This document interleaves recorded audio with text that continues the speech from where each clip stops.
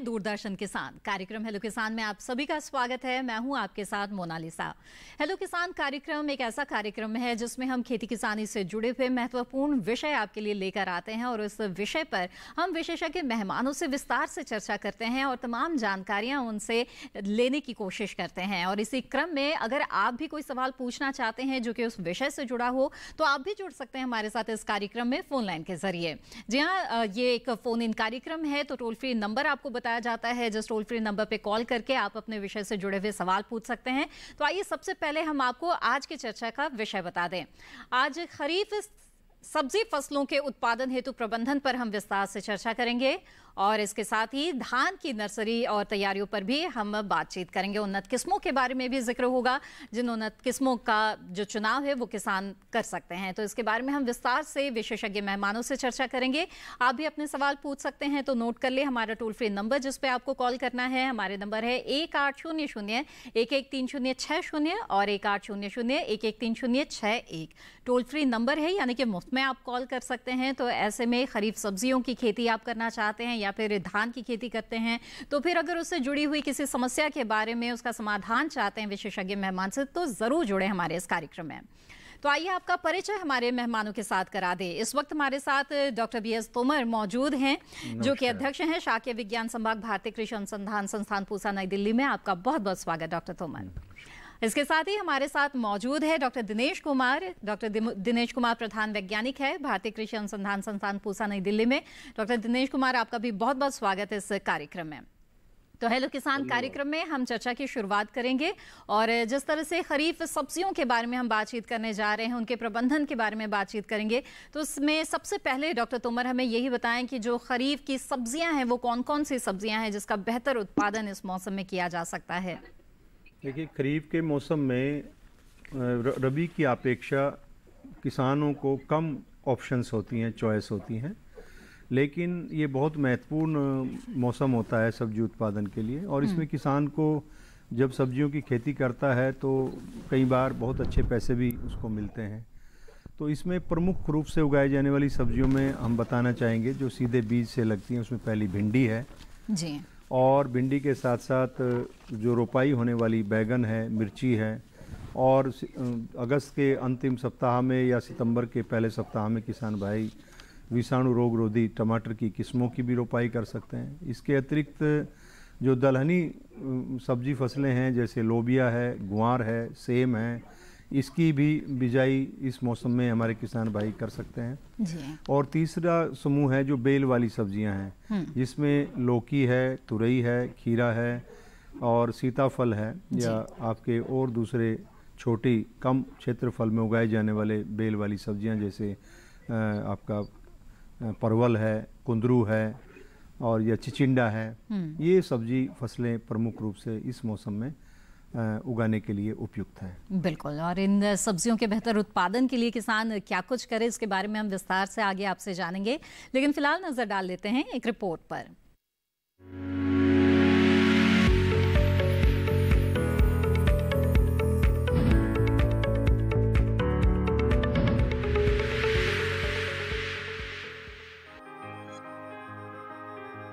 खरीफ सब्जी फसलों में फूल गोभी, बैंगन, भिंडी, टिंडा, तोरई, कद्दू, करेला, खीरा, लौकी, ग्वारफली और तोरई की बुआई का समय बरसात के मौसम में जून से सितंबर के बीच किया जा सकता है।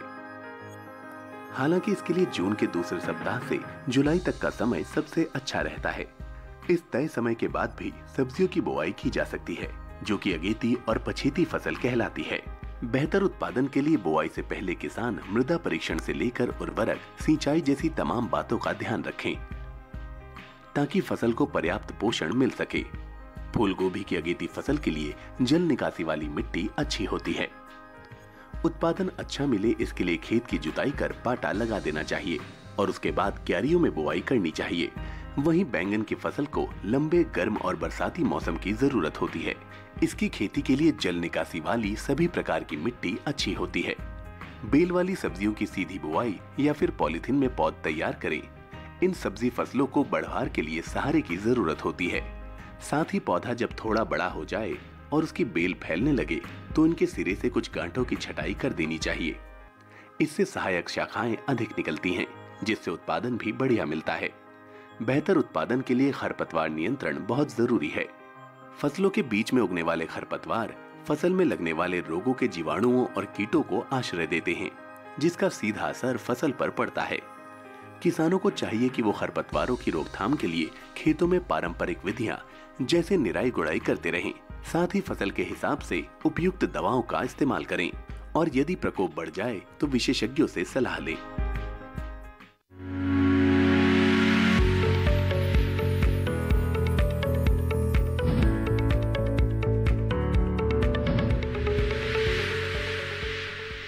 जहाँ तो खरीफ सब्जियों की खेती से जुड़ी हुई ये छोटी सी रिपोर्ट आपने देखी और अब इस चर्चा को आगे बढ़ाते हैं। डॉक्टर दिनेश कुमार भी हमारे साथ जुड़े हुए हैं, तो उनका रुख करती हूँ। और धान की खेती की जहाँ तक बात है, डॉक्टर दिनेश आपसे जानना चाहेंगे कि बताएं हमें कि इसकी जो बुआई है उसके लिए कहाँ तक समय इस वक्त किसानों के पास है। चलिए, लगता है डॉक्टर दिनेश कुमार से हमारा संपर्क टूट गया है और बातचीत को यहाँ पर आगे बढ़ाते हैं। डॉक्टर तोमर, अभी आपने बताया हमें कि कौन कौन सी सब्जियां हैं जो खरीफ की तौर पर किसान ले सकते हैं, लेकिन उसकी उन्नत किस्मों के बारे में भी हम ज़रूर जानना चाहेंगे ताकि अच्छा उत्पादन किसान ले सके इनसे। देखिए, सफल उत्पादन के लिए कई चीज़ें महत्वपूर्ण होती हैं और सबसे महत्वपूर्ण होती है उन्नत किस्मों का चयन और उनका उत्तम किस्म का बीज का इस्तेमाल। तो यहाँ हम अपने किसान भाइयों को बताना चाहेंगे, अगर आप भिंडी की खेती में रुचि रखते हैं जी, तो आप भिंडी की उन्नत प्रजातियों में का चयन करें। जैसे पूसा भिंडी 5 हमारी भिंडी की एक बहुत ही महत्वपूर्ण किस्म है और इसमें विशेषता यह है कि इसमें विषाणु रोग का प्रकोप नहीं होता है जी। इससे पहले हमारे संस्थान ने एक किस्म विकसित की थी पूसा A4 जी, और वो बहुत बड़े पैमाने पर हमारे किसान भाइयों ने अपनाई और उसकी खेती की। और उसके अलावा अर्का की एक किस्म थी, वो भी काफ़ी प्रचलित रही है और अभी भी किसान भाई, हरियाणा कृषि विश्वविद्यालय हिसार की भी 2 किस्में भिंडी में विकसित की गई हैं। ऐसे ही पंजाब कृषि विश्वविद्यालय लुधियाना ने भी किस्में विकसित की हैं, लेकिन जो पुरानी किस्में हैं उनमें अब रोग रोधिता नहीं रही है जी। तो नई किस्मों का जब हम चयन करने की बात करते हैं तो वो ध्यान रखना है कि वो विषाणु रोग रोधी होनी चाहिए अगर भिंडी की खेती करते हैं जी। अगर विषाणु रोग रोधी किस्म का चयन किसान भाई नहीं करते हैं तो उसमें उनको बहुत अतिरिक्त मेहनत करनी पड़ती है, क्योंकि ये जो पीत वर्ण योग है, जिसको रोग है येलो वेन मोजेक बोलते हैं, ये प्रारंभ से 15-20 दिन के बाद से ही प्रारंभ हो जाता है। कई बार तो फसल में 100% नुकसान हो जाता है जी। और कई बार ये 40-45 दिन के बाद आता है या अंतिम छोर में आता है। तो ऐसे में किसान को जो अनिश्चितता है या नुकसान होने की संभावना, उससे नकारने के लिए रोग रोधी किस्म है तो उसका इस्तेमाल करें। जैसे पूसा भिंडी 5 है या अर्का अनामिका है या जहाँ पे विषाणु रोग का कम प्रकोप होता है वहाँ पे अभी किसान भाई A4 भी लगा सकते हैं। लेकिन डॉक्टर तोमर, और भी कुछ उन्नत किस्मों के बारे में हम आपसे जानेंगे। इस बीच डॉक्टर दिनेश कुमार भी हमारे साथ जुड़ गए हैं, तो उनसे भी बातचीत को यहाँ पर हम आगे बढ़ाते हैं। डॉक्टर दिनेश, आपसे जानना चाहेंगे कि धान की फसल जो किसान लेना चाहते हैं उन्हें बताएं आप कि कब तक उनके पास बुआई का समय है, किन बातों का ध्यान रखें वो खेती करने के दौरान। जी बिल्कुल, देखिए जो किसान भाई रोपाई विधि से धान लगाना चाहते हैं तो उसमें से कुछ किसान भाई धान की नर्सरी की बुआई कर चुके हैं जी। और कुछ किसान जो अभी नहीं कर पाए हैं, अभी भी समय है, सही समय चल रहा है। अभी आप नर्सरी की बुआई शीघ्र अतिशीघ्र कर दें। और अगर कम अवधि में पकने वाली किस्में हैं, मान लो जैसे हमारी पूसा बासमती 1509 है, तो उसकी पौध आप 20 जून तक भी लगा सकते हैं। तो और साथ ही साथ जो किसान भाई पौध लगा चुके हैं उन्हें ध्यान रखना है कि इससे आपकी स्वस्थ पौध तैयार हो, उसमें कोई कीड़ा बीमारी ना आए, कोई समस्या ना आए, क्योंकि स्वस्थ पौध अगर होगी तो खेत में आपको अच्छी बढ़वार मिलेगी फसल की। जी जी बिल्कुल, और इसके बारे में हम आगे भी और विस्तार से आपसे चर्चा करेंगे कि किस तरह से जो पौध की तैयारियां हैं वो करनी है और किन बातों का ध्यान रखना है। फिलहाल एक नज़र डाल लेते हैं इस रिपोर्ट पर।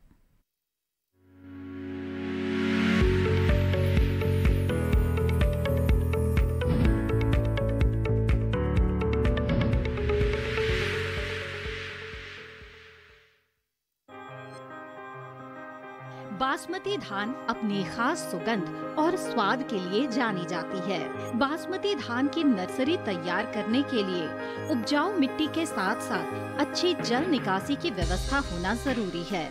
नर्सरी के लिए ऐसे स्थान या खेत का चुनाव करना चाहिए जहां सिंचाई का प्रबंध हो। 700 वर्ग मीटर क्षेत्रफल में करीब 1 हेक्टेयर खेत की रोपाई के लिए पौध तैयार की जा सकती है। बीज बुआई का सही समय जल्दी पकने वाली प्रजातियों के लिए जून माह का दूसरा पखवाड़ा सही रहता है, जबकि देर से तैयार होने वाली किस्मों के लिए मध्य जून तक बुआई कर देनी चाहिए। नर्सरी के लिए सड़े गोबर की खाद को मिट्टी में अच्छे से मिला देना चाहिए। इसके बाद खेत में पानी भरकर 2 से 3 जुताई करने के बाद पाटा लगा देना चाहिए। इसके बाद खेत को छोटी छोटी और उठी हुई क्यारियों में बांटकर बुआई से पहले अमोनियम सल्फेट, यूरिया और सुपर फॉस्फेट को अच्छी तरह मिला लेना चाहिए। इसके बाद बुआई करें। बुआई के पहले बीजोपचार जरूरी है और जरूरत के हिसाब से निराई गुड़ाई करना चाहिए। पौध तैयार होने के बाद खेतों में रोपाई करना चाहिए।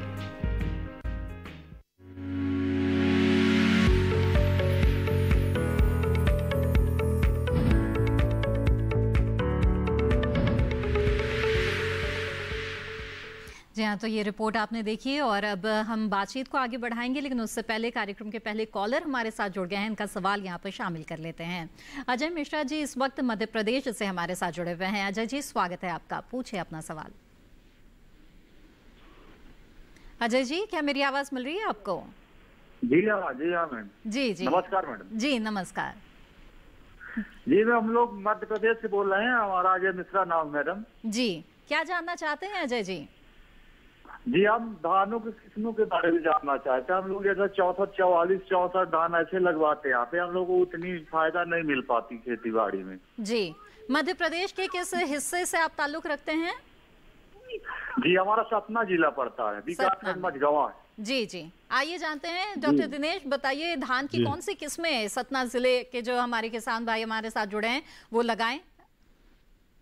देखिए इन्होंने जो नाम बताए हैं किस्मों के, ये सारी की सारी संकर किस्में हैं। जी जी। और निश्चित तौर पे जो संकर किस्में होती हैं धान की, वो हमारी जो अधिक उत्पादन देने वाली किस्में हैं उनसे ज्यादा पैदावार देती हैं। करीब करीब 1 टन पैदावार इनकी ज्यादा होती है 1 हेक्टेयर में। तो कहीं ना कहीं आपके प्रबंधन में कुछ कमी रही होगी, जिसकी वजह से आपको अच्छी पैदावार नहीं मिल रही। और ये भी हो सकता है कि कई बार किसान भाइयों को बीज पुराना मिल जाता है या ठीक बीज नहीं होता, क्योंकि इसमें संकर बीज में हर साल आपको नया बीज लेना पड़ता है।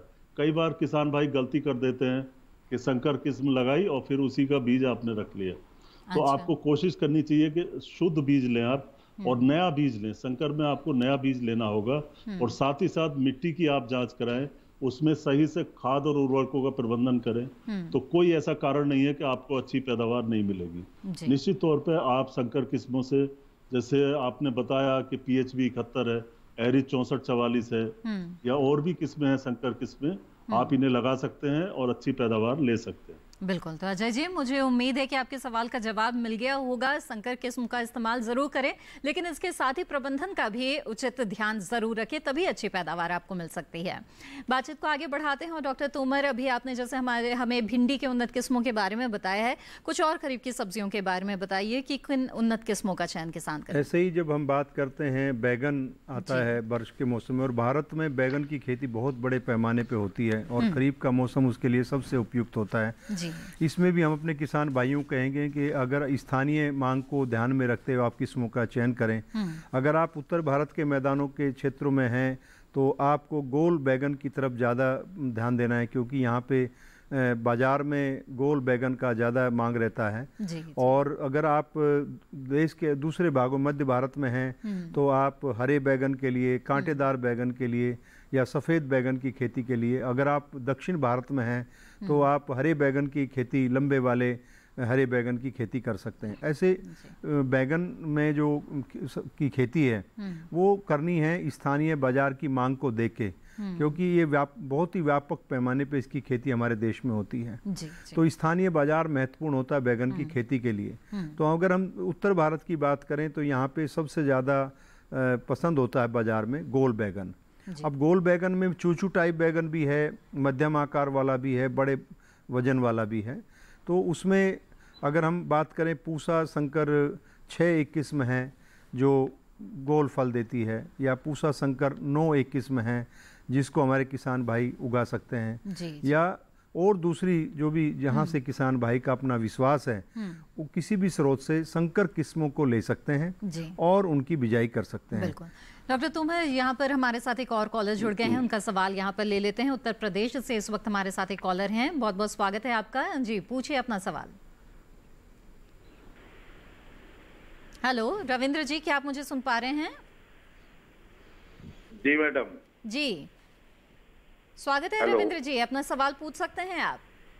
हाँ मैडम, मैं ये जानना चाहता हूँ डॉक्टर साहब से कि जो लताएं वाली सब्जियां हैं खरीफ के मौसम में, जी जी, तो क्या उनको छत पे लगाया जा सकता है? जी निश्चित रूप से आप जो बेल वाली सब्जी फसलें हैं उनको छत के ऊपर कंटेनर गार्डनिंग के माध्यम से उगा सकते हैं। उसके लिए आपको ये ध्यान रखना है कि कंटेनर का आकार थोड़ा बड़ा होगा और आपको उसको छत के ऊपर मचान बना करके चलाना होगा। आप गमले में उगाएंगे या किसी बड़ी और आकृति में उगाएंगे और बेल को नीचे छोड़ेंगे तो उससे उतना आपको फ़ायदा नहीं मिलेगा। आप जैसे बारिश के मौसम में छत में आप लौकी, तुरई, करेला और ये इसके अतिरिक्त जो है आपकी पसंद का अगर आप कद्दू लगाना चाहते हैं तो वो भी लगा सकते हैं, लेकिन उसको आपको मचान बनाना पड़ेगा, ऊपर एक जाल बनाना पड़ेगा जिस पे ऊपर उसको चढ़ाना पड़ेगा और गमले का आकार आपको बड़ा रखना पड़ेगा और उसका पोषण का ध्यान आपको अधिक देना पड़ेगा क्योंकि गमले का आकार सीमित होता है। उसके अंदर जो मिश्रण आप एक बार भरते हैं तो पौधे के विकास और फलन के लिए पर्याप्त नहीं रहता है, तो आपको समय समय पर उसकी जो पौधे की पोषक तत्वों की मांग है उसको पूर्ति करना है, पानी की मांग करना है, तो आप उगा सकते हैं। और करेले की मैं अगर बात कहूँ तो बारिश के मौसम में छतों के ऊपर अगर आप तीसरी माले पे या चौथे माले पे करेला उगाना चाहते हैं तो आपको वो एक फ़ायदा होगा कि आपको फल मक्खी से बहुत बचाव हो जाता है कि इतनी ऊंचाई तक फल मक्खी नहीं आ पाती है। तो आप करेले की भी बारिश के मौसम में गमलों में खेती कर सकते हैं। बहुत सारे हमारे शहरी क्षेत्रों में मैंने देखा है लोग परिश्रम करते हैं अपने आनंद के लिए, अपने बेहतर स्वास्थ्य के लिए, और वो किचन गार्डनिंग को अपना करके अपनी छतों पे गार्डनिंग का काम करते हैं। बिल्कुल। तो रविंद्र जी आप इसी तरह से छत पर बागवानी जरूर करें और जैसा कि यहाँ पर सुझाव दिया है डॉक्टर तोमर ने कि करेले की भी आप बुआई यहाँ पर कर सकते हैं, अपने छत पर लगा सकते हैं, लेकिन यही है कि इसके लिए जो व्यवस्था है वो उचित होनी चाहिए। तो मुझे उम्मीद है कि आप इन सुझावों पर अमल जरूर करेंगे और बहुत ही अच्छी तरह से जो बेल वाली सब्जी आप लेना चाहते हैं वो जरूर मिलेगी आपको। इसी के साथ हेलो किसान कार्यक्रम में वक्त है एक छोटे से ब्रेक का। ब्रेक के बाद भी हमारी चर्चा जारी रहेगी। आप बने रहें दूरदर्शन किसान पर।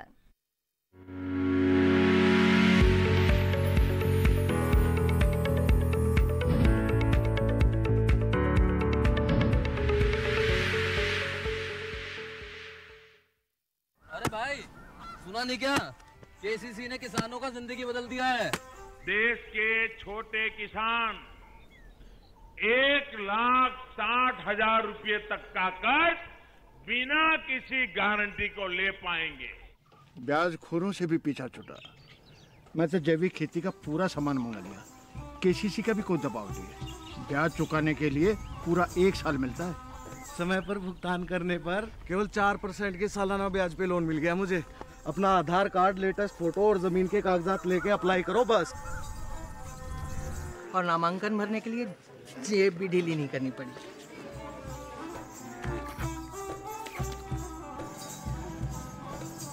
चाचा, उधार चुकाने के 24 घंटे के बाद उतने ही पैसे वापस निकाल सकते हैं। केसीसी ने किसानों की जिंदगी वाकई बदल दी है। तो आप भी किसान क्रेडिट कार्ड अपनाएं और सहजता से ऋण पाएं।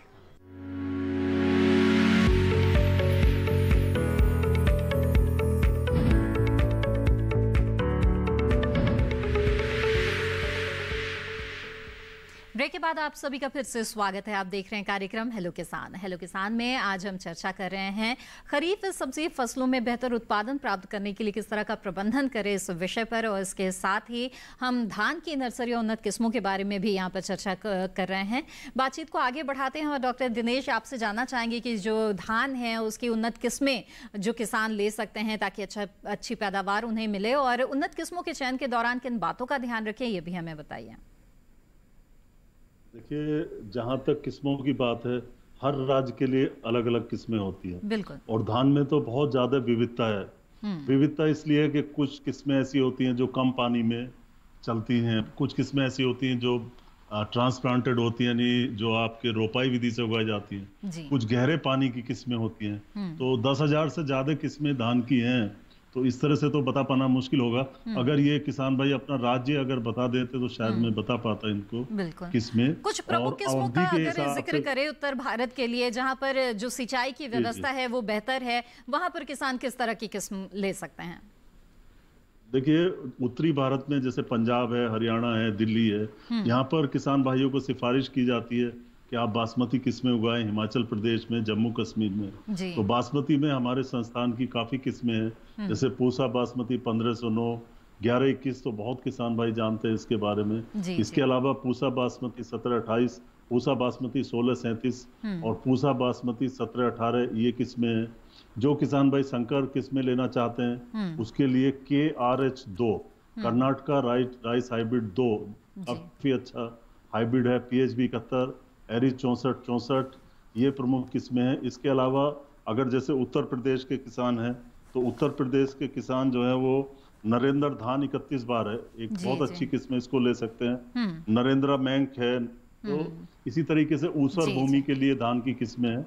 जी, इसके बारे में जानेंगे डॉक्टर दिनेश कि जहाँ पर पानी की कमी है वहां पर किसान किस तरह से धान की खेती करे और किन किस्मों का चुनाव करे। यहाँ पर एक कॉलर हमारे साथ जुड़ गए हैं, उनका सवाल लेते हैं। सुखबीर जी राजस्थान से इस वक्त हमारे साथ जुड़ गए हैं। स्वागत है आपका सुखबीर जी, पूछिए अपना सवाल। सुखबीर जी, टीवी का वॉल्यूम बंद कर दीजिए कृपया, बातचीत में रुकावट आती है। आप सीधे सीधे फोन लाइन के जरिए बातचीत करें। हेलो जी सुखबीर जी, बताइए क्या जानना चाहते हैं? हमें भिंडी का बीज पूछना है जी। किसके? भिंडी के बारे में? बीज। जी जी जी, ठीक है जी। आप सुखबीर जी राजस्थान के कौन से डिस्ट्रिक्ट से संबंधित हैं?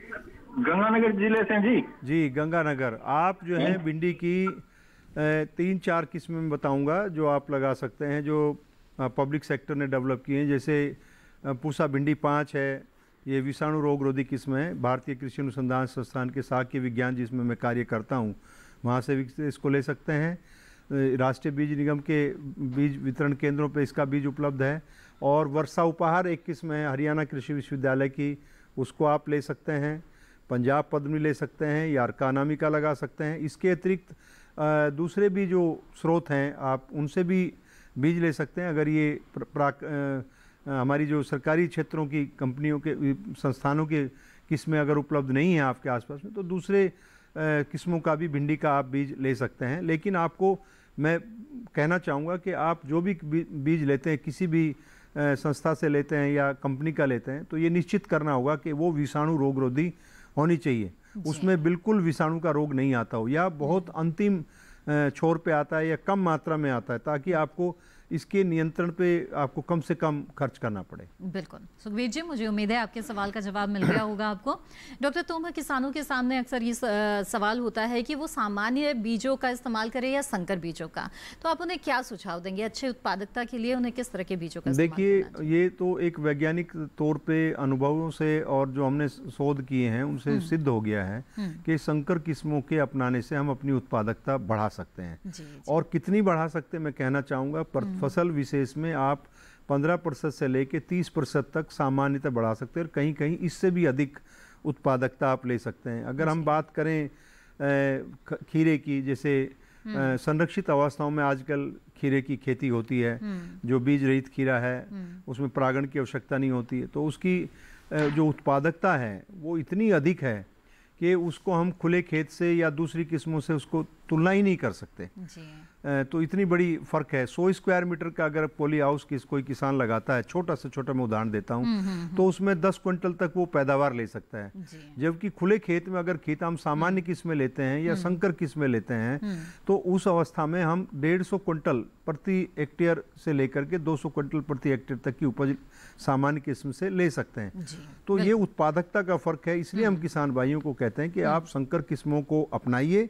और संकर किस्म किसान को क्या एक संकोच होता है कि उनको बार बार सीड लेना पड़ता है। अभी डॉक्टर दिनेश जी ने भी ये बात कही और किसान ने धान के ऊपर भी ये बात की कि कई बार किसान भाई जो एक बार बीज ले लेते हैं, संकर बीज उगाया, उसी में से बीज बचा के रख लेते हैं। संकर किस्मों में प्रति वर्ष आपको बीज बदलना है, क्योंकि जो बीज आप संकर उगा करके उसका बीज रखते हैं तो उसमें अगली साल वो उत्पादकता नहीं मिलती है। और अगर आप बेहतर उत्पादकता के लिए संकर बीजों का इस्तेमाल तो जरूर करें, लेकिन इस बात का भी ध्यान रखें कि अगले वर्ष आपको फिर से नए बीज लेने होंगे। यहाँ पर बातचीत को आगे बढ़ाएंगे, लेकिन इस बीच कॉलर हमारे साथ जुड़ गए हैं प्रभाकर जी दरभंगा बिहार से। आइए उनका सवाल भी यहाँ शामिल कर लेते हैं। प्रभाकर जी, स्वागत है आपका, पूछिए अपना सवाल। हेलो जी, नमस्कार मैडम। जी नमस्कार जी, अपना सवाल पूछ सकते हैं आप प्रभाकर जी। मैडम ये पूछना था मैं कि जो आलू का सर जो अभी मतलब कि प्याज की तरह जैसे रोपने का कोई सिस्टम आया है क्या सर? आलू का प्याज की तरह रोपने का सिस्टम तो काफ़ी दिनों से प्रचलित है, लेकिन उसमें जो उत्पादकता है और उसकी गुणवत्ता है वो इतनी अच्छी नहीं होती। आपने सुना होगा कि टमाटर, बैगन, मिर्ची की तरह टमाटर की भी पौध तैयार की जाती है, जिसको हम TPS बोलते हैं, ट्रू पोटैटो सीड। आप पहले बीज लेके उसकी पौध तैयार करते हैं, फिर उसको पौध को रोपाई करते हैं, उसके बाद उसमें मिट्टी चढ़ाते हैं, तब आप उससे फसल लेते हैं। और उसकी फसल भी सामान्य फसल की तरह ही होती है, लेकिन उसमें क्या होता है कि एक तो आपको पौध तैयार करना है, रोपाई करना है, और फिर उसकी निराई गुड़ाई करना है, मिट्टी चढ़ाना है। और उसमें जो मुख्य कठिनाई जो आती है ये होती है कि उसके अंदर जो कंद बनते हैं वो सारे कंद एक आकार के नहीं होते। कुछ बड़े कंद होते हैं, कुछ मध्यम आकार के, कुछ छोटे होते हैं। उसमें वो वेरिएशन होता है, इसलिए इस पद्धति को ज़्यादा अपनाया नहीं गया, विशेषकर उत्तर भारत में। तो आलू में अभी तक जो व्यावसायिक स्तर पे खेती होती है और बेहतर उत्पादन है, वो कंद के माध्यम से, ट्यूबर के माध्यम से जब हम खेती करते हैं सीधे रोपाई करके, वही ज़्यादा लाभकारी है। बिल्कुल प्रभाकर जी, उम्मीद है आपके सवाल का जवाब यहाँ पर आपको मिल गया होगा। बातचीत को आगे बढ़ाते हैं और डॉक्टर दिनेश, जैसे कि बातचीत कर रहे थे हम धान की किस्मों के बारे में और ऊसर क्षेत्र के बारे में, आप बताइए हमें कि कौन सी किस्मों का चुनाव कर सकते हैं। पानी की उपलब्धता जहाँ बहुत सीमित होती है और धान की खेती में पानी की ज़रूरत काफ़ी होती है, ऐसे में किसान क्या करें? जी बिल्कुल, आजकल पानी की कमी हो रही है और हमारा संस्थान भी और ICR भी किसान भाइयों को ये समझा रहा है, बता रहा है कि अब आप धान को सीधी विधि से उगाएं। जो सीधा बोया हुआ धान होता है वो आपके कम पानी में पैदा हो जाता है और उसमें जो है काफ़ी बचत भी हमारे जो संसाधन होते हैं उनकी होती है। किस्मों की बात है कि कुछ क्षेत्र ऐसे हैं जहाँ पर ऊपरी भूमि, उपरालू भूमि में जो है धान की खेती की जाती है। मध्य प्रदेश है, उड़ीसा है, बंगाल है, कुछ ऐसे इलाके हैं, छत्तीसगढ़ के हैं जहाँ पे पानी ज़्यादा रुकता नहीं है। तो वहाँ पे आपको क्षेत्र के हिसाब से कम अवधि वाली किस्में लेनी पड़ती हैं जो 100-110 दिन में तैयार हो जाती हैं। इसके लिए उड़ीसा से काफ़ी किस्में धान की निकली हुई हैं जिनका प्रयोग किसान भाई कर सकते हैं। साथ ही साथ अब जो जैसे पंजाब, हरियाणा है, यहाँ पर भी सीधी बिजाई से धान को उगाया जा सकता है और इसमें जो अधिक पैदावार देने वाली किस्में हैं उनको आप ले सकते हैं अपने क्षेत्र विशेष के लिए। और अब ऐसी भी कोशिश की जा रही है कि किस्मों का विकास जो है वो कम पानी की दशाओं में किया जा रहा है धान का। जी बिल्कुल। और इस वक्त हमारे साथ एक और कॉलर जुड़ गए हैं, आइए उनका सवाल लेते हैं। यहाँ पर शिवशंकर जी बिहार से इस वक्त हमारे साथ हैं। स्वागत है आपका शिवशंकर जी, पूछिए अपना सवाल। हेलो जी नमस्कार मोनालिसा मैडम। जी नमस्कार, पूछिए अपना सवाल। जी बैगन लगाए हैं और बैगन में जो है ना फलन भी दे रहा है, लेकिन ऊपर से जो है ना कीड़ा जो लग जाता है, सफेद मक्खी वगैरह, तो उसका जो रोकथाम नहीं हो रहा है। बिल्कुल, बहुत ही वाजिब प्रश्न। हाँ, और भिंडी भी है साथ में मैडम, और उसका पत्ता जो है ना सिकुड़ता जा रहा है और गाछ भी खराब हो रहा है। जी जी, और भागलपुर से कहलगांव प्रखंड के अंतर्गत बुद्धूचक गांव है, मैं वहीं से बोल रहा हूँ। जी जी ठीक है, आइए जानते हैं क्या समाधान करें। जी डॉक्टर देखिए, आपने दो समस्याएं बताई हैं। एक तो बैगन में आपका फलन नहीं हो रहा है जी, सफेद मक्खी का प्रकोप। दूसरा है आपने कहा सफेद मक्खी का प्रकोप है या कीड़ों का प्रकोप है, सिर सूख रहा है। अभी आपने देखा होगा कि पिछले सप्ताह में तापक्रम में इतना अचानक से बदलाव आया कि पूरे उत्तर भारत में 38-39 डिग्री सेंटीग्रेड तापक्रम चल रहा था, लेकिन एकदम से ही टेम्परेचर 40 डिग्री चला गया। तो उससे क्या हुआ कि जो फूल बन रहे थे उनमें फलन होना बंद हो गया, फूल से फल का विकास बंद हो गया, क्योंकि ये एक असाधारण स्थिति पैदा हो गई एक, और वो उसकी स्थिति चली तकरीबन 5 से 7 दिन के बीच का वो अवसर था। और अभी 2 दिन से ये उत्तर भारत में जो वेस्टर्न डिस्टर्बेंसेज आए हैं उनकी वजह से तापक्रम में गिरावट आई। तो एक तो ये है फूलों का आने का प्रमुख कारण, तो अचानक जो 39 डिग्री तक तापक्रम में फल बन रहे थे, फूल आ रहे थे, फल बन रहे थे, क्योंकि मैंने अपने संस्थान में भी ये अनुभव किया, देखा है कि अचानक से जब तापक्रम वृद्धि, सब फूलों को फलों के बनना बंद हो गया।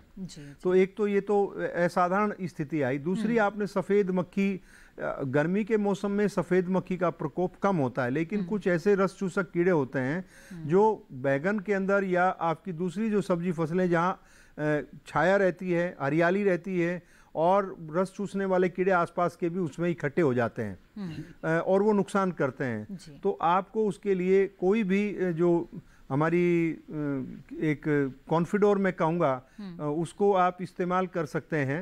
एक 10 लीटर पानी में अगर आप 4 से 5 मिलीलीटर दवाई मिला लें, उसका छिड़काव करें।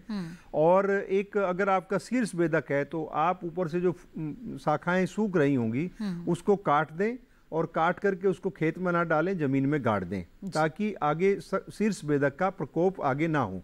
तो ये तो किसान भाई कर सकते हैं अपनी बैगन के अंदर।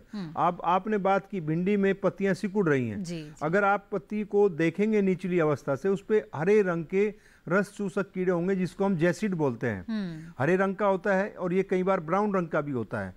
और ये पत्ती का रस जब चूसता है तो पत्ती कप के आकार की हो जाती है और उसमें थोड़े थोड़े धब्बे बन जाते हैं।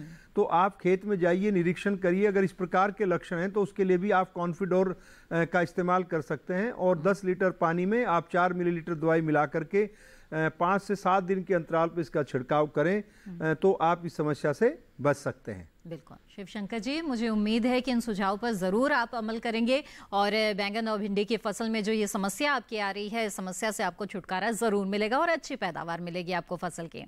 इसी के साथ हेलो किसान कार्यक्रम में वक्त है एक और छोटे से ब्रेक का। हम जल्द हाजिर होंगे, आप बने रहें दूरदर्शन किसान पर।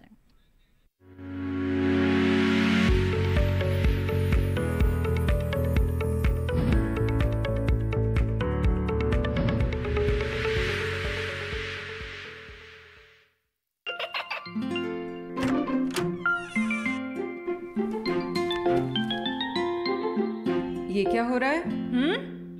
काशवी, इतने कम मार्क्स? काशू बेटा पढ़ा करो, पढ़ोगी नहीं तो आगे कैसे बढ़ोगी? मम्मा मैं भी तो आपसे यही कहना चाहती हूँ, पढ़ा करो। आप पढ़ोगे नहीं तो आगे कैसे बढ़ोगे? मतलब? वो देखो, सिर्फ बैक पर छपा ऑर्गेनिक नहीं, ऑर्गेनिक का निशान पहचानिए। पीजीएस ऑर्गेनिक का ये लोगो उन किसानों की पहचान है जो आज भी परंपरागत विधि से रसायन मुक्त खेती कर आपके लिए शुद्ध फसल उपजा रहे हैं। अब समझे मम्मा, अगर मैं प्योर ऑर्गेनिक फूड नहीं खाऊंगी तो अच्छे मार्क्स कहाँ से लाऊंगी? अच्छा बच्चों, जैविक खेती की इस मुहिम को आगे बढ़ाइए, शुद्ध ऑर्गेनिक अपनाइए।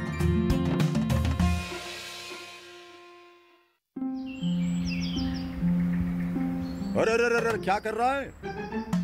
इधर इधर इधर, हम बोल रहे हैं तेरे बीजू का।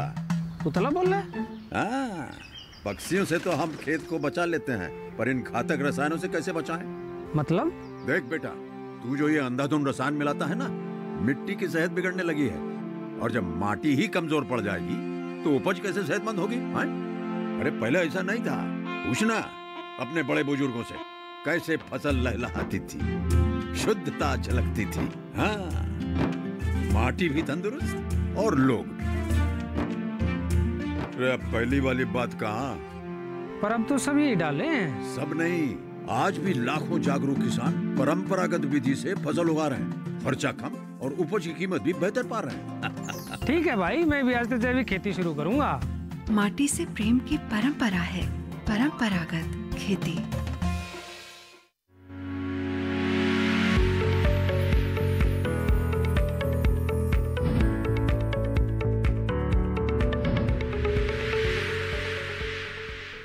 ब्रेक के बाद आप सभी का फिर से स्वागत है। आप देख रहे हैं कार्यक्रम हेलो किसान। हेलो किसान में आज हम खरीफ सब्जियों के बारे में बात कर रहे हैं और इसके साथ ही धान की नर्सरी की तैयारी जो करना चाहते हैं किसान वो किस तरह से करे, इसके बारे में भी हमारी चर्चा जारी है।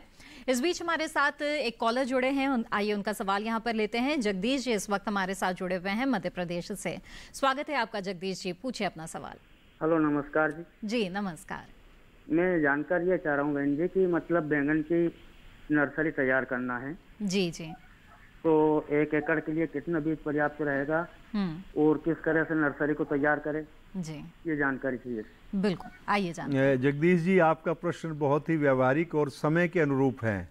अभी हमारे देश में उत्तर भारत के मैदानों में बैगन की पौध तैयार करने का, मिर्ची का और अगेती फूल गोभी की पौध तैयारी करने का समय है। पहले हम आपके प्रश्न का उत्तर देते हैं कि आपने कहा कितना बीज लगेगा।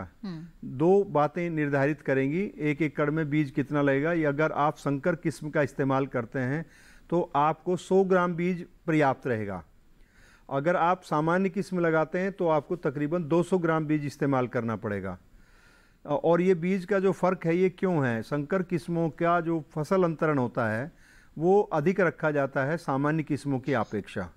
तो अगर आप 1 एकड़ में संकर किस्म लगाना चाहते हैं तो आपको 100 ग्राम बीज पर्याप्त रहेगा। और अगर आप सामान्य किस्म उगाना चाहते हैं तो आपको 150 से 200 ग्राम बीज लेना पड़ेगा। ये तो बात रही आपकी बीज की मात्रा की। अब पौध कैसे तैयार करें, हम इसको एक ऐसे बताना चाहेंगे किसान भाइयों को, सभी को, कि पौधशाला एक ही स्थान पर नहीं बनाना चाहिए हर वर्ष जी। आप प्रति वर्ष उसको स्थान बदल के तैयार करें। क्यों करें? क्योंकि जब आप एक निर्धारित स्थान पे बार बार पौधशाला का निर्माण करते हैं, उगाते हैं, तो वहाँ पे 2 प्रकार की समस्या आने की संभावनाएं बढ़ जाती है। एक तो उकटा रोग, ये होता है डंपिंग ऑफ, आर्द्र गलन रोग होता है, और एक टनल बोरर एक कीड़ा होता है, ये बहुत नुकसान पहुंचाता है। तो हम कहते हैं कि आप खेतों को, पौधशाला के स्थान को बदलिए और पौधशाला वहाँ बनाइए जहाँ सिंचाई का साधन हो, वो सुरक्षित स्थान हो। क्योंकि आजकल किसानों को जंगली जानवरों से, कुत्तों से, गर्मी के मौसम में विशेषकर जो जंगली कुत्ते होते हैं, आप पौधशाला को बहुत नुकसान करते हैं। तो सुरक्षित होनी चाहिए, आसपास में कुत्ते नहीं होने चाहिए। और आप रेज बेड के ऊपर बनाएं, उथली क्यारी बनाएं। आप पहले उसकी गहरी खुदाई कर लें, अभी और 10 दिन धूप में तपाएं, या आपने तपा रखी है तो उसकी पहले प्लेवा करें। उसमें प्रचुर मात्रा में सड़ी हुई गोबर की खाद मिलाएं या वर्मी कंपोस्ट मिलाएं। और उसको अगर हो सके, अगर आपको स्थान बदल नहीं सकते, उसी स्थान पे लगाना है, तो उस स्थान को खुदाई करके पानी देके उसको सफ़ेद रंग की 400 माइक्रोन की पॉलीथीन से ढक के रख दें। अच्छा। ऐसा करने से क्या होगा कि जमीन के अंदर जो कीड़े होंगे, रोगजनक होंगे, खरपतवार होंगे, उनको काफ़ी हद तक आप सीमित कर सकते हैं जी। उसके बाद उथली क्यारी बनाएं। क्यारी की चौड़ाई जो है 60 सेंटीमीटर के आसपास होनी चाहिए और 15 सेंटीमीटर उठी हुई होनी चाहिए। और उसमें लाइनों में बिजाई करें। अक्सर मैं देखता हूं किसान भाई समतल क्यारियों में बीज डाल देते हैं और फिर पानी छोड़ देते हैं, तो पानी के बहाव से आगे की तरफ पौधे कम हो जाते हैं, पीछे जहां पानी का भराव होता है वहां पे सारे बीज इकट्ठे हो जाते हैं और वहां पौधे कमजोर हो जाते हैं। तो समतल क्यारियों में ना लगाएं, उथली क्यारियों में लगाएं। और चौड़ाई का ध्यान रखें कि गर्मी के मौसम में 60 सेंटीमीटर से अधिक चौड़ाई ना रखें, 15 सेंटीमीटर उठी हुई क्यारियां बनाएं, उसको बिल्कुल। तो फिर बुआई जी करें। बहुत ही विस्तार से यहाँ पर जवाब मिल गया है नर्सरी को लेकर के, और मुझे उम्मीद है कि इस जानकारी का लाभ जरूर उठाएंगे। अगले कॉलर हमारे साथ सुरेश जी महाराष्ट्र से जुड़े हुए हैं। सुरेश जी स्वागत है आपका, पूछिए अपना सवाल। हेलो सुरेश जी, मेरी आवाज मिल रही है आपको? हाँ जी मैडम। जी जी, पूछिए, क्या जानना चाहते हैं? ये सवाल पूछना है कि भंडारा जिले में धान की उन्नत फसलें कौन सी है? धान की उन्नत फसलें? हाँ मैडम। किसमें? भंडारा जी जी, भंडारण की दृष्टि से। जी डॉक्टर दिनेश बताएं। भंडारा डिस्ट्रिक्ट। अच्छा, भंडारा महाराष्ट्र के लिए किस भंडारा जिले से ताल्लुक रखते हैं सुरेश जी और जानना चाहते हैं अच्छी किस्मों के बारे में। देखिए, भंडारण के लिए तो आपको तमाम तरह की कार्रवाई करनी पड़ती है। कोई ऐसा नहीं है कि धान की ये किस्म का भंडारण अच्छा होगा, इसका खराब होगा, इस तरह से तो किस्में विकसित नहीं हुई है धान की। भंडारण में आपको ध्यान रखना है, कोई भी आप अनाज करते हैं तो उसका नमी जो है कम से कम उसमें रहे 10% से आमतौर पे कम नमी पे आपको भंडारण करना पड़ता है और सभी अनाजों के लिए इस तरह का नियम है। डॉक्टर दिनेश, हमें लगता है कि जो सुरेश जी हैं वो महाराष्ट्र के भंडारा जिले से ताल्लुक रखते हैं और उस क्षेत्र के लिए वो जानना चाहते हैं। जी जी जी। ओके, तो किस्मों की बात है तो करजत 184 किस्म है आपके महाराष्ट्र के लिए, और फूले समृद्धि है, और भागवती है, करजत 5 है, फूले राधा, सह्याद्री 2 और सह्याद्री 3, ये किस्में हैं, इनको आप लगा सकते हैं जी महाराष्ट्र के लिए। बिल्कुल। और डॉक्टर दिनेश, धान की नर्सरी की तैयारी के बारे में भी जरूर आपसे जानना चाहेंगे। बहुत से किसान, जैसा कि आपने बताया है कि नर्सरी लगा चुके होंगे, लेकिन जिन्होंने नहीं लगाई है अब तक, वो किस तरह से तैयारी करें, कितना समय उनके पास है और किन बातों का ध्यान रखें? जी, आमतौर पर किसान भाई गीली क्यारी विधि से लगाते हैं। सबसे पहले तो सिंगल सुपर फास्फेट और 2 से 2.5 किलोग्राम जिंक सल्फेट, ये 4-5 चीजें हैं, उस समय आप खेत में मिला दें। क्यारियां बना लें, क्यारियां 1.25 मीटर चौड़ी और 2 क्यारियों के बीच में 50 सेंटीमीटर की नाली जरूर रखें। साथ ही बीज अपना तैयार कर लें, बीज का उपचार कर लें। इसी बीज जब आप खेत की तैयारी कर रहे होते हैं तो उस समय बीज का आप उपचार कर लें। 10 ग्राम बावस्टीन 10 लीटर पानी में घोल लें, साथ ही 1 ग्राम स्टेप्टोसाइक्लिन उसमें डाल दें, और फिर इस तरह का 25 लीटर घोल बना लें, जिसमें आप 20 से 25 किलोग्राम बीज डुबो दें, और डुबो के आप करीब 24 घंटे रखें। फिर इसमें इसको पानी को बाहर निकाल दे बीज को, और फिर किसी टाट के बोरे पे बिछा के छायादार स्थान पे ऊपर से एक बोरा डाल दें, और आप पाएंगे कि करीब 36 घंटे में 40 घंटे में बीज आपका अंकुरित हो जाएगा और फिर इसको आप खेत में समान रूप से बो दें। बिल्कुल। डॉक्टर दिनेश, इस वक्त हमारे साथ कॉलर है, आइए उनसे बात करते हैं। जी, बिहार से इस वक्त हमारे साथ एक कॉलर जुड़े हुए हैं। नमस्कार, स्वागत है आपका, पूछिए सवाल। हेलो रविंद्र जी, क्या मेरी आवाज मिल रही है आपको? जी सर। जी जी, पूछिए अपना सवाल। आगात फूलगोभी लगाने के लिए सर। ठीक है डॉक्टर। जी सर। अगेती फूल गोभी का अभी अगर आप खेती करना चाहते हैं तो अभी बिल्कुल बहुत बढ़िया समय चल रहा है उसकी पौध डालने का।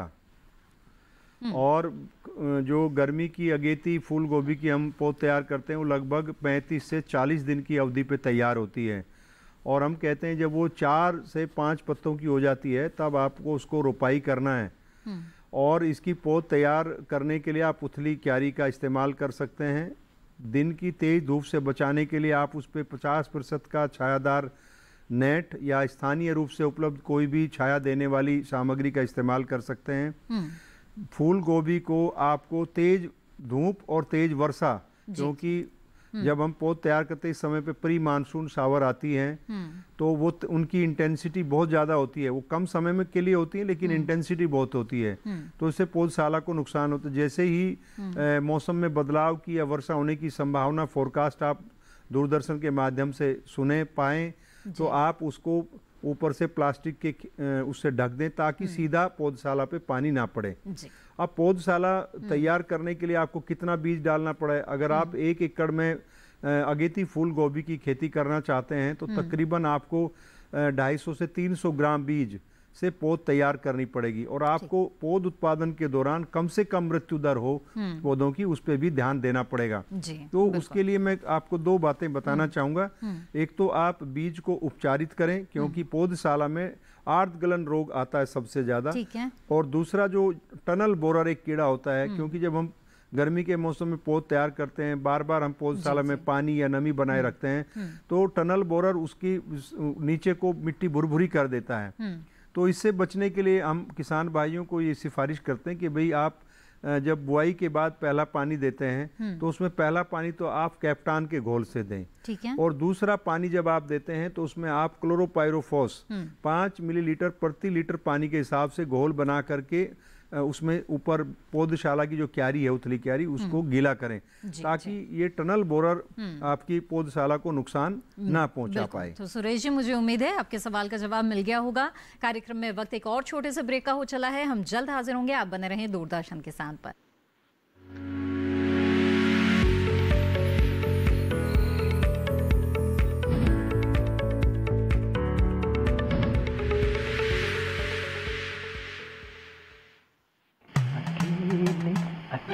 अरे वाह भैया, अकेले अकेले।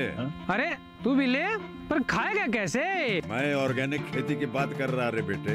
अकेले अकेले खेती कब तक करेगा? मतलब गांव में 20-25 किसानों का समूह बना के पंजीकरण करवा ले, फिर सरकारी ट्रेनिंग भी मिलेगी और मुफ्त जैविक बीज खाद भी। फिर पीजीएस ऑर्गेनिक की सरकारी मोहर के साथ तेरी उपज आकर्षक पैक में पहुंचेगी बड़े बाजार तक। अच्छा? हाँ। अरे भाई, कहाँ चल दिया? सबको साथ लाने, आमदनी बढ़ाने। तो किसान भाई समझ गए ना? साथ मिलकर ऑर्गेनिक खेती कीजिए, अपनी परंपरा को आगे बढ़ाइए, ज्यादा मुनाफा कमाइए। माटी से प्रेम की परंपरा है परंपरागत खेती।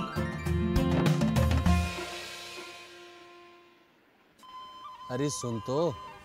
मुझे क्या सुनाना चाहते हो? जो सुनाओ मेरी सौतन को। किसको? अरे वही तुम्हारा मोबाइल फोन जिससे सुबह शाम दिन रात चिपके रहते थे और कहते थे किसान कॉल सेंटर से बातें हो रही हैं। अच्छा ये बात है। हाँ, क्यों? क्या हुआ?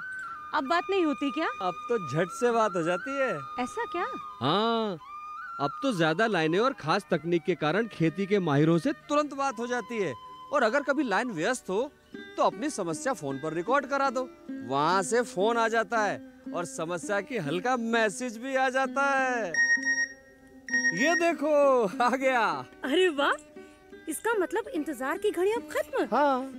तभी मैं सोचूं कि आजकल मुझ पर इतना प्यार क्यों आ रहा है। कृषि संबंधी समस्याओं का अपनी भाषा में तुरंत हल पाने के लिए पूरे भारत में किसी भी फोन से हेल्पलाइन नंबर पर संपर्क करें। किसानों का दोस्त किसान कॉल सेंटर।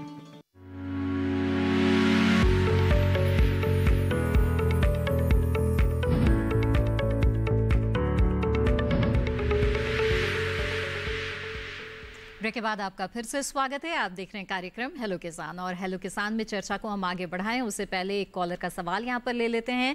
इस वक्त हमारे साथ भूपेंद्र जी जुड़े हुए हैं मध्य प्रदेश से। भूपेंद्र जी, स्वागत है आपका, पूछिए सवाल अपना। हेलो भूपेंद्र जी। जी जी, अपना सवाल पूछिए। मैडम, मैं धान की खेती अब सागर में कर सकता हूँ या नहीं? दूसरी बात, लास्ट ईयर धान लगाई थी तो उत्पादन सही नहीं मिला उसका, तो स्वाद भी नहीं आया उस धान में। ठीक है, डॉक्टर दिनेश क्या सुझाव देंगे आपने? क्या प्रश्न है इनका? भूपेंद्र जी जानना चाहते हैं, इन्होंने धान लगाई थी लेकिन बहुत अच्छा उत्पादन नहीं मिल पाया है। अच्छा उत्पादन नहीं। जी जी जी जी, देखिए सबसे जरूरी है कि मिट्टी की ताकत जो है ना आमतौर पे कम होती जा रही है। मिट्टी की जांच आप कराएं, और पानी की व्यवस्था अगर नहीं होगी तो धान का होना मुश्किल होता है। तो अगर आपके पास पानी की पर्याप्त उपलब्धता हो तो आप निश्चित तौर पे धान उगा सकते हैं, और जो आपके क्षेत्र के लिए संस्तुत किस्में हैं आप उनका प्रयोग करें।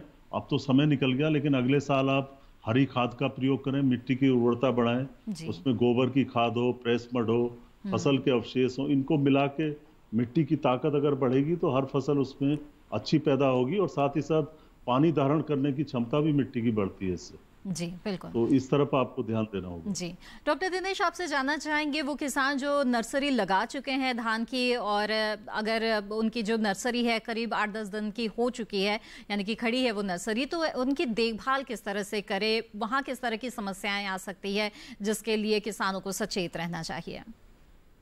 जी बिल्कुल, नर्सरी में जो है सबसे जो गंभीर समस्या आती है वो आती है पीला होना। रंग पीला हो जाता है, 2-3 वजह से पीला होता है। एक तो जैसे नाइट्रोजन की कमी हो, तो इसमें क्या होता है, नीचे की पत्तियां पहले पीली होती हैं और ऊपर की बाद में होती है।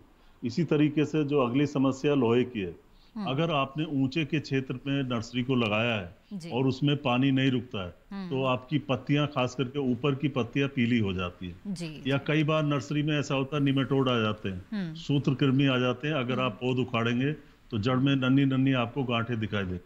और जो मुख्य समस्या वो लोहे की ज्यादा आती है, इसके लिए आप उसमें नर्सरी में पानी भर के रखें। पानी में आपको ध्यान ये रखना है कि ये पानी आप शाम के समय लगाएं। अगर आप सुबह 10 बजे, 12 बजे, 11 बजे पानी लगाते हैं और पानी से डूब जाती है पौधा आपकी, तो काफी नुकसान होता है। नर्सरी सूख सकती है आपकी, क्योंकि पानी गर्म हो जाता है और पौध को नुकसान होता है। एक और समस्या खरपतवारों की, शुरू से आप ध्यान रखें। खरपतवार जैसे आप बोते हैं नर्सरी, उसी समय आप 1000 वर्ग मीटर क्षेत्र में ब्यूटाक्लोर नाम की दवाई लें। इसकी 120 मिलीलीटर मात्रा 60 लीटर पानी में घोल बना के प्रति 1000 वर्ग मीटर के हिसाब से छिड़क दे। अगर आप ऐसा नहीं कर पाए हैं और खरपतवार आ जाते हैं तो सिर्फ आप हाथ से खरपतवार निकाल सकते हैं। साथ ही साथ उसमें कीड़े मकोड़ों का भी ध्यान रखें। बिल्कुल डॉक्टर दिनेश, आपने बहुत ही अच्छी, बहुत ही महत्वपूर्ण जानकारियां दी है धान की उन्नत किस्मों और नर्सरी के बारे में। आपका बहुत बहुत धन्यवाद हमसे जुड़े रहने के लिए इस कार्यक्रम में। धन्यवाद जी। और यहाँ पे बातचीत को आगे बढ़ाते हुए डॉक्टर तोमर, चलते चलते आपसे मैं जान लेना चाहती हूँ कि जो किसान खरीफ की सब्जियाँ लेते हैं और हर वर्ष एक ही सब्जी लेते जाते हैं, तो क्या मिट्टी में किसी तरह की समस्या आ सकती है? क्योंकि एक ही तरह के पोषक तत्व का इस्तेमाल वो पौधे कर रहे होते हैं, और ख़ास तौर पर खरीफ की सब्जियों को लेकर पोषक तत्व प्रबंधन किसान कैसे करे, संक्षेप में हमें बताएं। जी, निश्चित रूप से हम ये देखते हैं कि किसान भाई जब सब्जी खेती करते हैं बारिश के मौसम में, दो बातें, अगर आप लगातार एक ही खेत में की प्रकार की फसल लगाते हैं तो निश्चित रूप से कोई विशेष पोषक तत्व की कमी आ, जैसे आप किसी खेत में लोबिया है, ग्वार है या सेम की खेती करते हैं तो उसमें सल्फर की मात्रा की आपको जांच करानी चाहिए और उसका इस्तेमाल करना चाहिए। अगर आप लगातार एक ही खेत में पत्ता गोभी, फूल गोभी, ब्रोकली या और मूली सलजम उगाते हैं, साग सरसों उगाते हैं, तो उसमें आपको सल्फर के लिए देखना है, बोरोन के लिए देखना है। ऐसे तो हम मिट्टी की जांच की सिफारिश करते हैं कि भाई आप खेती करने से पहले मिट्टी की जांच करें, लेकिन जांच की उसमें सामान्य रूप से नाइट्रोजन, फास्फोरस, पोटास की ही बातों का जानकारी मिलती है। तो मैं किसानों को ये कहना चाहता हूँ कि अगर आप फसल विशेष में इस्तेमाल होने वाले सूक्ष्म तत्व और जिनकी वजह से हमारी फसलों में ये बाधाएं आती, उनके विकास में या फलों की गुणवत्ता प्रभावित होती है, तो उनके लिए भी मिट्टी की जांच कराना बहुत जरूरी है। और दूसरी बात है कि वर्षा के मौसम में जब हम पोषक तत्व इस्तेमाल करते हैं, अगर मौसम को देख करके अगर खेत में बारिश होने की संभावना है तो उस दिन ना करें, क्योंकि आपने उर्वरकों का इस्तेमाल किया और तेज बारिश हो गई तो उसमें या तो जल भराव के निकास के थ्रू वो नुकसान हो जाएगा या पानी नीचे चला जाएगा, पौधे उनका इस्तेमाल नहीं कर पाएंगे। तो ये सावधानी एक सामान्य हमारे किसान भाइयों को सभी रखनी है। सभी सब्जी फसलों में बारिश के दौरान ये रखना जरूरी होता है ताकि पोषक तत्वों का बेहतर पौधे इस्तेमाल कर सकें और उनका कम से कम नुकसान हो। बिल्कुल डॉक्टर तोमर, आपने भी बहुत ही महत्वपूर्ण, बहुत ही अच्छी जानकारियां हमें दी है। बहुत बहुत धन्यवाद। धन्यवाद। तो आज आपने विस्तार से जाना कि किस तरह से जो खरीफ सब्जियां हैं उनका बेहतर उत्पादन आप ले सकते हैं और इसके लिए प्रबंधन के दौरान किन बातों का ध्यान आपको रखना चाहिए। और इसके साथ ही धान की खेती बड़े पैमाने पर हमारे देश में होती है, तो आप अपने क्षेत्र में किन किस्मों का चुनाव कर सकते हैं, और नर्सरी अगर आप लगा चुके हैं तो कैसे देखभाल करें, जिन्होंने नहीं लगाई है वो किस तरह से तैयारी कर सकते हैं।